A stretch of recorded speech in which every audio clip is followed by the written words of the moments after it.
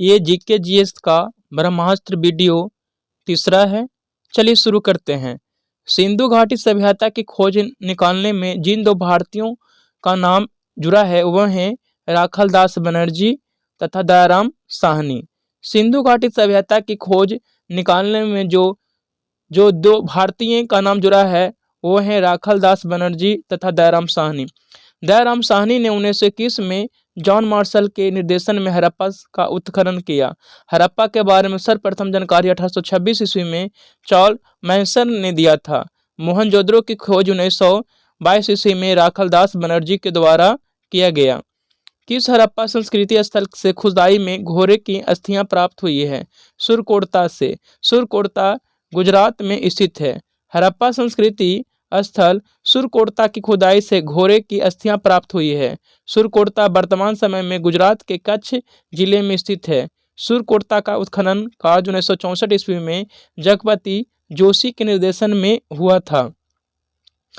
फारस की मुहरे एवं आटा पीसने की पत्थर की चक्की कहाँ से मिले हैं? तो लोथल से मिले हैं। गुड़िया निर्माण का कारखाना एवं लिपस्टिक चनहुद्रो से मिले हैं। ठोस पहियों वाले गाड़ी एवं मछुआरों का चित्र कहाँ से मिले हैं? तो हड़प्पा से। अलंकृत एवं कच्चे ईंटें कहाँ से मिले हैं? कालीबंगा से। फारस की मोहरे एवं आटा पीसने की पत्थर की चक्की लोथल से। लोथल कहाँ? गुजरात में। गुड़िया निर्माण करने का कारखाना एवं लिपस्टिक का प्रमाण चनहुद्रो से प्राप्त हुआ है। ठोस पहियों वाले गाड़ी एवं मछुआरों का चित्र हड़प्पा से प्राप्त हुए हैं। अलंकृत एवं कच्चे ईंटें कालीबंगा से प्राप्त हुए हैं। हड़प्पा सभ्यता और उससे मिलान करना है कि कौन कहाँ से मिला है। महत्वपूर्ण पशु वृषभ थे। महत्वपूर्ण देवी मातृदेवी। महत्वपूर्ण वृक्ष पीपल। महत्वपूर्ण भवन अष्टानागार। चलिए नेक्स्ट प्रश्न है। हड़प्पा सभ्यता से डिस्कशन है। हड़प्पा सभ्यता संबंधित तथ्यों का मिलान इस प्रकार है।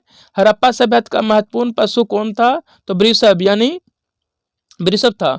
हड़प्पा सभ्यता का महत्वपूर्ण देवी मातृदेवी थी। मातृदेवी की पहचान धरती से की गई है। हड़प्पा सभ्यता का महत्वपूर्ण वृक्ष पीपल था। हड़प्पा सभ्यता का महत्वपूर्ण भवन अष्टानागार था। अष्टानागार के साक्ष्य मोहनजोदड़ो से प्राप्त हुए हैं। सिंधु सभ्यता को हड़प्पा सभ्यता कहकर पुकारा जाना अधिक उपयुक्त माना गया है। सिंधु सभ्यता में हाथी के दांत के उपयोग के संबंध में कौन सा कथन गलत है? तो उस समय हाथी के दांत का कोई उपयोग नहीं होता था। सिंधु सभ्यता में हाथी के दांत के उपयोग में कथन गलत है कि उस समय हाथी दांत का उपयोग नहीं होता था, जबकि सत्य यह है कि उस समय हाथी दांती का आभूषण बनाए जाते थे। हाथी के दांत से बनी अन्य वस्तुओं के नमूने भी मिले हैं। उस समय हाथी के दांत से बने कंघियों का उपयोग होता था। कौन सुमेलित है? कौन सुमेलित है? तो धौलावीरा कच्छ। धौलावीरा कच्छ में स्थित है। इस प्रश्न मोहनजोदड़ो वर्तमान समय में पाकिस्तान के सिंध प्रांत के लड़काना जिले में सिंधु नदी के तट पर है। मोहनजोदड़ो सिंधु नदी के तट पर स्थित है। कालीबंगा राजस्थान के गंगानगर जिले में स्थित घग्गर नदी के किनारे स्थित है। कालीबंगा घग्गर नदी किनारे स्थित है। चनहुद्रो वर्तमान समय में पाकिस्तान के सिंध प्रांत में सिंधु नदी किनारे यानी चनहुद्रो सिंधु नदी किनारे स्थित है। पूर्व हड़प्पा काल में किन स्थानों से खेत जोतने का प्रमाण मिले हैं? कालीबंगा से और बनावली से। कालीबंगा से अलंकृत ईंटें प्राप्त हुई है, तो वहीं कालीबंगा से भूकंप आने के प्राचीनतम साक्ष्य प्राप्त हुए हैं। बनावली की नगर निर्माण योजना शतरंज के जाल के समान थी। बनावली से मिट्टी का बना हुआ हल जैसे खिलौना प्राप्त हुए हैं। बनावली कहाँ स्थित है? तो हरियाणा में। और कालीबंगा राजस्थान में स्थित है। मनका बनाने का कारखाना कहाँ था? चनहुद्रो। जितना भी साज समाज की वस्तुएं हैं वो कहाँ से मिले? चनहुद्रो से। मनका बनाने का कारखाना चनहुद्रो से प्राप्त हुए हैं। यहीं से लिपस्टिक के साक्ष्य प्राप्त हुए हैं। चनहुद्रो से ही एक कुत्ते द्वारा बिल्ली का पीछा करते हुए पदचित्र प्राप्त हुए हैं। सिंधु घाटी सभ्यता की लिपि है अवाचनीय। कहने का मतलब कि सिंधु घाटी की सभ्यता की लिपि अभी तक पढ़ी नहीं गई है। सिंधु घाटी सभ्यता की लिपि भाव चित्रात्मक थे, इसे अभी तक पढ़ा नहीं जा सका है। इस प्रकार सिंधु सभ्यता की लिपि अवाचनीय थी। सिंधु सभ्यता की लिपि को पढ़ा नहीं जा सका है, इसीलिए सिंधु घाटी को आदि ऐतिहासिक काल की श्रेणी में रखा गया है। चलिए नेक्स्ट प्रश्न है, ऑस्ट्रेलिया में सबसे लंबा दिन कब होता है? कब होगा? तो 22 दिसंबर को। ऑस्ट्रेलिया में सबसे लंबा दिन 22 दिसंबर को होगा, क्योंकि इस तिथि को सूर्य की किरणें मकर रेखा पर लंबवत पड़ती है। चूंकि ऑस्ट्रेलिया दक्षिणी गोलार्ध में स्थित है, अतः इसी तिथि को दक्षिणी गोलार्ध में दिन और सबसे बड़ा दिन और रातें क्या होती हैं? छोटी होती हैं। भूमध्य रेखा से ध्रुवों की ओर जाते हुए दिन और रात की अवधि में अंतर बढ़ जाता है। भूमध्य रेखा से जब ध्रुव की ओर बढ़ते हैं तो दिन और रात की अवधि में अंतर बढ़ जाता है। इनमें से कौन सा कथन सत्य नहीं है? तो शीत आयंत के समय सूर्य कर्क रेखा पर लंबवत होता है, ये गलत है। देखिए और कथन देख लेते हैं, कर्क तथा मकर रेखा से परे सूर्य की किरणें कभी भी लंबवत नहीं होती, बिल्कुल सही है। ध्रुवों पर 6 महीने के दिन होता है, बिल्कुल सही है। जब सूर्य भूमध्य रेखा पर लंबवत होता है तो इस स्थिति को विषुव कहा जाता है, बिल्कुल सही है। शीत अयनांत के समय सूर्य मकर रेखा के लंबवत होता है, इसे मकर संक्रांति कहा जाता है। यह 22 दिसंबर को होता है। कौन सा युग्म सुमेलित नहीं है? तो कौन सुमेलित नहीं है? तो 2 सही नहीं है। ग्रीष्म अयनांत 21 मार्च को, पतझड़ विषुव 21 जून को और वसंत विषुव 23 सितंबर को होता है। ग्रीष्म अयनांत कब होता है? तो 21 जून को। ग्रीष्म अयनांत कब होता है? 21 जून को। शीत अयनांत 22 दिसंबर को, पतझड़ विषुव 21 मार्च को, बसंत विषुव 21 मार्च को और शरद विषुव 23 सितंबर को होता है। ग्रीष्म काल में किस स्थान पर दिन सबसे लंबा होगा? कहाँ होगा? श्रीनगर में। शीत अयनांत के समय दक्षिणी ध्रुव पर लगातार प्रकाश रहता है। शीत अयनांत 22 दिसंबर के समय दक्षिणी ध्रुव पर लगातार प्रकाश रहता है, क्योंकि इस समय सूर्य की किरणें मकर रेखा पर सीधे पड़ती हैं। सूर्य से दूरी के क्रम के आधार पर किन ग्रहों की स्थिति बदलती रहती है? किसकी बदलती रहती है? वरुण और कुबेर की बदलती रहती है। कुबेर यानी प्लूटो वर्तमान में कोई ग्रह नहीं है, इसे क्षुद्र ग्रह में शामिल कर दिया गया है। चलिए नेक्स्ट इसका डिस्कशन देख लेते हैं। सूर्य से दूरी के क्रम के आधार पर वरुण और कुबेर की स्थिति बदलती रहती है। छोटे से छोटे रास्ते से यात्रा करने के लिए एक व्यक्ति को किसका अनुसरण करना चाहिए? देशांतर रेखाओं का। न्यूनतम दूरी तय करने के लिए व्यक्ति को देशांतर रेखाओं का अनुसरण करना चाहिए। जब कोई व्यक्ति 180 डिग्री देशांतर को पूर्व से पश्चिम की ओर पार करता है तो तिथि में एक जोड़ा जाता है। जब कोई व्यक्ति अंतर्राष्ट्रीय तिथि रेखा 180 डिग्री देशांतर के पूर्व से पश्चिम की ओर पार करता है तो तिथि में एक जोड़ा जाता है। यदि अंतर्राष्ट्रीय तिथि रेखा को पश्चिम से पूर्व पार करता है तो तिथि में एक घटाया जाता है।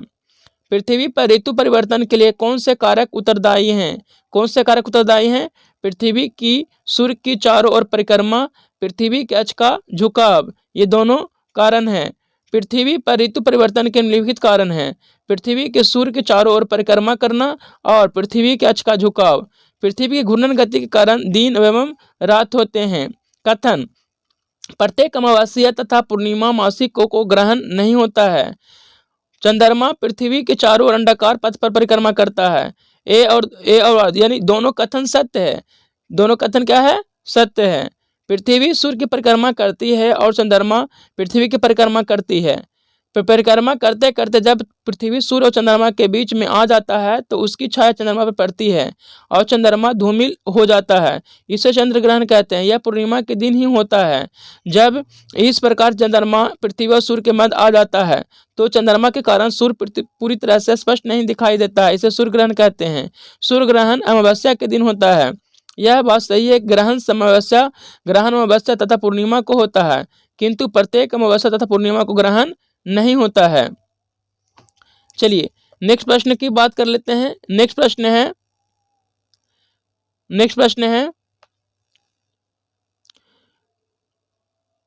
संश्लेषित अपमार्जक एरोमेटिक तथा एल्फेटिक सल्फोनिक अम्लों के सोडियम लवण का मिश्रण होता है। इसे साबुन रहित साबुन कहा जाता है। अपमार्जक कठोर जल के साथ झाग भी उत्पन्न करता है। साबुन की अपेक्षा अपमार्जक में आर्द्रता गुण अधिक होता है। अपमार्जक द्वारा कठोर जल के साथ झाग उत्पन्न करने का क्या कारण है? सल्फोनिक अम्ल के कैल्शियम तथा मैग्नीशियम लवण में जल घुलनशील होते हैं। अपमार्जक अपमार्जक कठोर जल के साथ झाग उत्पन्न करता है क्योंकि इसमें सल्फोनिक अम्ल के कैल्शियम तथा मैग्नीशियम लवण जल में घुलनशील होते हैं। कठोर जल में उपस्थित कैल्शियम और मैग्नीशियम आयनों के साथ कोई अवक्षेप नहीं बनाते हैं, जिसके कारण यह खूब झाग देता है। चूने का जल में क्या होता है? Calcium hydroxide. चूने के जल में कैल्शियम हाइड्रोक्साइड होता है, CaOH का हॉल 2। NOH सोडियम हाइड्रोक्साइड को कास्टिक सोडा या दाहक सोडा भी कहा जाता है। इसका उपयोग साबुन बनाने में, रंग बनाने में होता है। वायु के नमूने में क्या है? ऑक्सीजन, नाइट्रोजन, कार्बन डाइऑक्साइड, जल वाष्प और कुछ अक्रिय गैसें। वायु में विभिन्न गैसों का अनुपात क्या है? तो देखिए, अलग अलग स्थानों पर अलग अलग होता है। वायु में विभिन्न गैसों का अनुपात अलग अलग स्थानों पर अलग अलग होता है, लेकिन सामान्यतः 78.07 नाइट्रोजन, 20.93% ऑक्सीजन, 0.03% कार्बन डाइऑक्साइड और आर्गन 0.93 तथा अन्य इत्यादि गैसें पाई जाती हैं। खाद्य तेलों को वनस्पति घी में किस प्रक्रम द्वारा बदला जाता है? हाइड्रोजनीकरण के द्वारा बदला जाता है। किसके द्वारा? हाइड्रोजनीकरण के द्वारा। हाइड्रोजनीकरण की प्रक्रिया द्वारा खाद्य तेलों को वनस्पति घी में रूप में बदला जा सकता है। आसवन डिस्टिलेशन। आसवन विधि द्वारा मुख्यतः द्रवों के मिश्रण को पृथक किया जाता है। जब दो द्रवों के क्वथनांक में अंतर अधिक होता है तब इस विधि को उनको अलग किया जाता है, जैसे जल का शुद्धिकरण। रवाकरण क्रिस्टलाइजेशन। क्रिस्टलाइजेशन इस विधि में रवेदार ठोस पदार्थ को घोल कर गर्म करके छान लिया जाता है। छानने के बाद घोल को धीरे धीरे ठंडा करके रवेदार ठोस पदार्थ रवा के रूप में अलग हो जाता है। काल्शियम सल्फेट को उसके घोल से अलग करना रवाकरण का ही उदाहरण है। लोहे की वस्तु में जंग क्यों बनने लग जाती है? फेरस और फेरिक हाइड्रोक्साइड का मिश्रण के कारण। लोहे की वस्तुएं पर जंग फेरस और फेरिक ऑक्साइड के हाइड्रोक्साइड के मिश्रण के कारण होता है। यह एक रासायनिक परिवर्तन है। रासायनिक परिवर्तन वैसा परिवर्तन है जिसमें किसी पदार्थ का रूप, रंग या गुण हमेशा के लिए बदल जाते हैं, अर्थात नए पदार्थ का निर्माण हो जाता है। जैसे दूध से दही बनना, मोमबत्ती का जलना, लोहे में जंग लगना, ये सब रासायनिक परिवर्तन का उदाहरण है। लोहे में जंग लगना ऑक्सीकरण की क्रिया है। जंग का सामान्य सूत्र Fe2O3 H2O है, जहां एक समूह की संख्या है। लोहे में जंग लगने पर इसका वजन बढ़ जाता है। जंग से बचाने के लिए इस पर जस्ता का लेप किया जाता है, जिसे गैल्वेनीकरण गैल्वेनाइजेशन या जस्तीकरण कहते हैं। रासायनिक तौर पर हीरा क्या है? हीरा शुद्ध कार्बन है। रासायनिक रूप से हीरा शुद्ध कार्बन है जो कार्बन का अपरूप है। वायु में नाइट्रोजन का महत्व क्या है? ऑक्सीजन को तनु करती है, जो कि अन्यथा शुद्ध अवस्था में अत्यंत क्रियाशील है।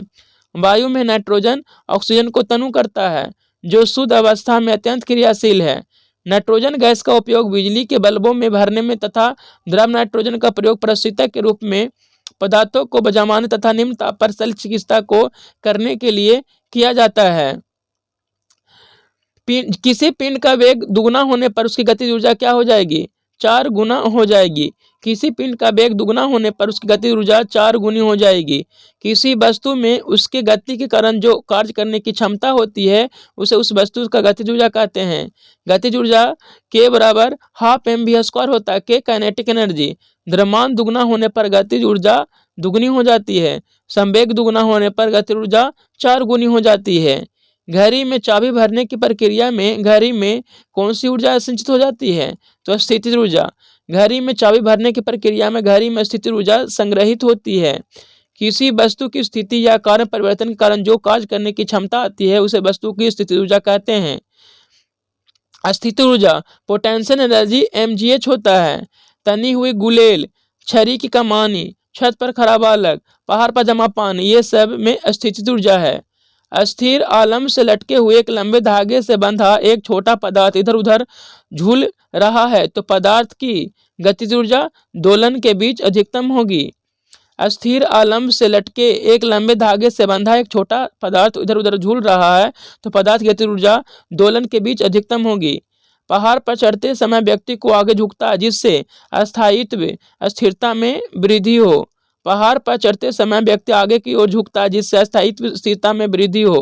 किसी वस्तु का गुरुत्व केंद्र वह बिंदु है जहां वस्तु का समस्त भार कार्य करता है, चाहे वस्तु जिस स्थिति में रखा जाए। चलिए नेक्स्ट प्रश्न है, भू-स्थिर या तुल्यकालिक उपग्रह के घूर्णन का आवर्तकाल कितना है? तो 24 घंटा।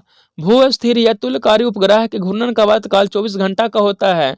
परिक्रामरत अंतरिक्ष यान से एक सेब बाहर छोड़ दिया जाए तो ये यान के साथ उसी वेग से गमन करेगा। परिक्रामरत अंतरिक्ष यान से एक सेब बाहर छोड़ दिया जाए तो वह यान के साथ उसी वेग से गमन करेगा। समुद्र के पानी का घनत्व बढ़ता जाता है जैसे जैसे गहराई व खरापन दोनों में वृद्धि होते हैं। समुद्र में पानी का घनत्व बढ़ता जाता है जैसे जैसे गहराई व खरापन दोनों में वृद्धि होते हैं। नदी में तैरता जलयान जब समुद्र में आता है तो थोड़ा सा ऊपर उड़ जाता है। नदी में तैरता जलयान जब समुद्र में आता है थोड़ा सा ऊपर उड़ जाता है, क्योंकि नदी के पानी घनत्व अपेक्षा समुद्र के पानी घनत्व अधिक होता है। इस्पात की गेंद पारे में तैरती है क्योंकि इस्पात की अपेक्षा पारे का घनत्व क्या होता है? अधिक होता है। इस्पात की गेंद पारे में तैरती है क्योंकि इस्पात की अपेक्षा पारे का घनत्व अधिक होता है। अत्यधिक ऊंचाई पर उड़ रहे वायुयान के अंदर वायु पंपों की सहायता से सामान्य दाब बनाए रखा जाता है। अत्यधिक ऊंचाई पर उड़ रहे वायुयान के अंदर वायु पंपों की सहायता से समान दाब बनाए रखा जाता है। चलिए नेक्स्ट प्रश्न है कि जनन क्षमता में कमी होती है किस विटामिन कमी विटामिन के कारण? तो विटामिन ई के कारण जनन क्षमता में कमी होती है। पुरुष एवं महिलाओं में जनन की क्षमता की कमी विटामिन ई के कमी के कारण होती है। पानी में घुलनशील विटामिन विटामिन बी और सी है। वसा में घुलनशील विटामिन ए, डी, ई और के है। विटामिन की खोज किसने की थी? विटामिन की खोज फंक ने की थी। विटामिन की खोज फंक ने की थी। डीएनए में होता है न्यूक्लियोटाइड्स होते हैं। डीएनए न्यूक्लियोटाइड्स के बने होते हैं। डीएनए में 2 न्यूक्लियोटाइड बने होते हैं। प्रत्येक पॉली न्यूक्लियोटाइड में कई न्यूक्लियोटाइड होते हैं। न्यूक्लियोटाइड नाइट्रोजेनियस बेस का बना होता है जिसमें प्यूरिन एवं पायरिमिडीन होते हैं। प्यूरिन में एडामीन एवं गुआनिन तथा पिरामिड में कैसेसिन तथा थायमिन होते हैं। अमीनो एसिड 20 प्रकार के अमीनो एसिड मिलकर एक प्रोटीन का निर्माण करते हैं। प्रोटीन को बॉडी बिल्डिंग मटेरियल कहा जाता है। प्रोटीन एंजाइम एवं हार्मोन के निर्माण में सहायक होते हैं। पेप्टोड एवं पेप्टाइड्स अग्नाशय से अग्नाशयीय रस निकलता है। ट्रिप्सिन प्रोटीन को पेप्टोन्स एवं पेप्टाइड्स में बदलता है। कौन सा कार्बोहाइड्रेट मोनोसैकराइड है? कौन है? ग्लूकोज और एवं फैक्टोज मोनोसैकराइड है। कार्बोहाइड्रेट मोनोसैकराइड ग्लूकोज एवं फैक्टोज है। गैलेक्टोज भी मोनोसैकराइड है। कार्बोहाइड्रेट डाइसैकराइड के अंतर्गत माल्टोज, सुक्रोज एवं लैक्टोज होता है। पॉलीसैकराइड के अंतर्गत स्टार्च, ग्लाइकोज एवं सेलुलोज, काइटिन होता है। यकृत द्वारा बनाया गया पित्त पित्ताशय में किसके द्वारा पहुंचता है? तो किसके द्वारा पहुंचता है? याद रखिएगा किसके द्वारा पहुंचता है? तो सिस्टिक डक्ट के द्वारा पहुंचता है।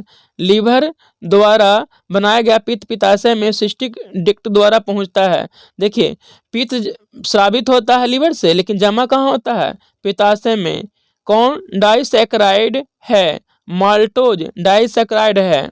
डाइसैकराइड माल्टोज है। निम्नलिखित में से किसके संश्लेषण के लिए कोलेस्ट्रॉल आवश्यकता होता है? किसका? एस्ट्राडियोल। एस्ट्राडियोल एस्ट्राडियोल के संश्लेषण के लिए कोलेस्ट्रॉल आवश्यक होता है। इंसुलिन का निष्कर्षण अग्नाशय से होता है। इसकी कमी से चिनिया रोग डायबिटीज होता है। इंसुलिन ग्लूकोज लीवर में ग्लाइकोजन के रूप में संचित रहता है। कौन सा दुग्ध प्रोटीन है? कैसिन। कैसिन क्या है? दुग्ध प्रोटीन है। कैसिन को दुग्ध प्रोटीन कहा जाता है। दूध का रंग उजला कैसिन प्रोटीन एवं पीला कैरोटीन प्रोटीन के कारण होता है। लैक्टोजेन यह छोटी आंत से स्रावित होता है। यह लैक्टोज को ग्लूकोज एवं ग्लूकोज में परिवर्तित करता है। कैसिन दूध में पाए जाने वाले कैसिन प्रोटीन को कैल्शियम पैरा कैसिनेट में बदल देता है। एडल्ट मनुष्य में रेनिन एंजाइम की कमी होती है जिसके कारण दूध पचने में कठिनाई होती है। आहार नाल एलिमेंट्री कैनल के किस भाग को प्रोटीन्स का अमीनो अम्ल में निम्नीकरण होता है? तो छोटी आंत। छोटी आंत में अमीनो अम्ल का डिग्रेडेशन होता है। छोटी आंत से स्रावित एंजाइम एरिफिसिन प्रोटीन को पेप्टोन्स और पॉलीपेप्टाइड्स को अमीनो एसिड में परिवर्तित करता है। अमाशय स्टोमैक से गैस्ट्रिक जूस जठर रस निकलता है। HCl हाइड्रोक्लोरिक अम्ल, प्रोप्सिन, मैसिन, रेनिन प्रस्रावित होता है। चलिए नेक्स्ट प्रश्न है, भारत एक धर्मनिरपेक्ष देश है, इसका तात्पर्य है उसका कोई राज धर्म नहीं है। धर्मनिरपेक्ष या पंथ देश से तात्पर्य है सरकार का कोई धर्म नहीं होगा, सरकार द्वारा किसी धर्म विशेष के प्रति लगाव या दुराव नहीं होगा। जुलाई 1946 में बनी संविधान सभा के सदस्यों में कौन शामिल नहीं था? तो महात्मा गांधी शामिल नहीं थे। महात्मा गांधी संविधान सभा के सदस्य नहीं थे, साथ ही उनका विचार था स्वतंत्रता के पश्चात कांग्रेस को भंग कर दिया जाए। वल्लभ भाई पटेल मौलिक अधिकार एवं अल्पसंख्यक मामलों की समिति के अध्यक्ष थे। के.एम. मुंशी कार्य संचालन समिति के अध्यक्ष। जे.बी. कृपलानी मौलिक अधिकार एवं उप समिति झंडा समिति के अध्यक्ष थे। गणतंत्र होता है राज्य जहां पर अध्यक्ष वंशानुगत रूप न हो। विश्व का प्रथम गणतंत्र राज्य बिहार का लिच्छवी गणराज्य था। गणतंत्र उस राष्ट्र को कहा जाता है जहां का राष्ट्राध्यक्ष का पद वंशानुगत न हो, वहां राष्ट्राध्यक्ष निर्वाचित होता है। कैबिनेट मिशन प्लान के अधीन बनी संविधान सभा में कितने सदस्य थे? 389 सदस्य थे। 389 सदस्य में 4 प्रेसिडेंसी के प्रतिनिधियों में थे। 93 देसी निरेश और शेष 292 का निर्वाचन हुआ था।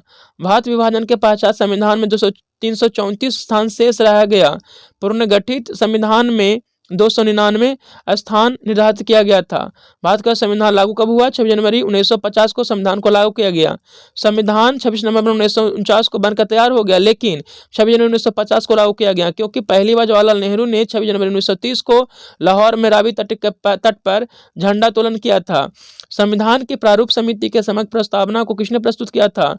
जवाहरलाल नेहरू ने। संविधान के प्रारूप समिति के अध्यक्ष बी.आर. अम्बेडकर थे, जबकि प्रस्तावना को जवाहरलाल नेहरू के द्वारा प्रारूप समिति के समय प्रस्तुत किया गया। महात्मा गांधी संविधान सभा के सदस्य नहीं थे।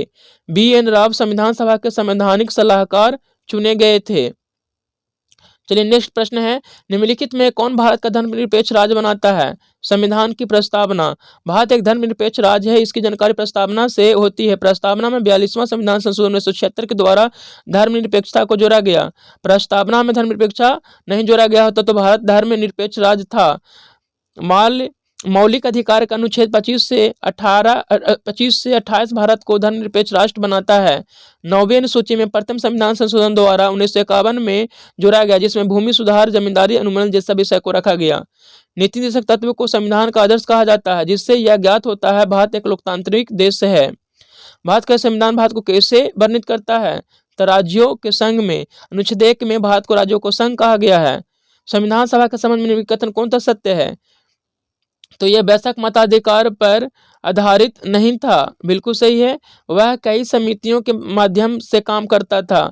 दोनों 1 और 4 कथन सत्य है। संविधान सभा के सदस्य प्रांतीय विधानसभा के सदस्यों के द्वारा निर्वाचित हुए थे और संविधान सभा ने संविधान सभा निर्माण के दौरान कुल 17 समितियों का गठन किया था। संविधान के सदस्यों का अप्रत्यक्ष निर्वाचन एवं नामित प्रणाली के आधार पर निर्वाचन या नियुक्ति हुआ था। संविधान के उद्देशिका में क्या वर्णित है? समाजवादी, पंथनिरपेक्ष, लोकतांत्रिक गणराज्य के बारे में बात किया हुआ। संविधान की प्रस्तावना, हम भारत के लोग भारत को एक संपूर्ण प्रभुत्व संपन्न समाजवादी, पंथनिरपेक्ष, लोकतांत्रिक गणराज्य बनाने के लिए भारत का संविधान एकल नागरिकता प्रदान करता है। अनुच्छेद 5 से 11 तक भारत में नागरिक का वर्णन है, जो भारत के नागरिकता को एकल नागरिकता प्रदान करता है। भारतीय संविधान को एकात्मक संविधान बनाता है। सरकार का वर्गीकरण संसदीय तथा अध्यक्षीय रूप में किया जाता है। अनुच्छेद ऑप्शन ए, विधायिका तथा कार्यपालिका के बीच के संबंध कर आधार पर किया जाता है। चलिए इस तरह से जीके जीएस का ब्रह्मास्त्र तीसरा समाप्त होता है। आप लोग इसे रोज देखा कीजिए, आप लोग को बहुत फायदा करेगा। धन्यवाद।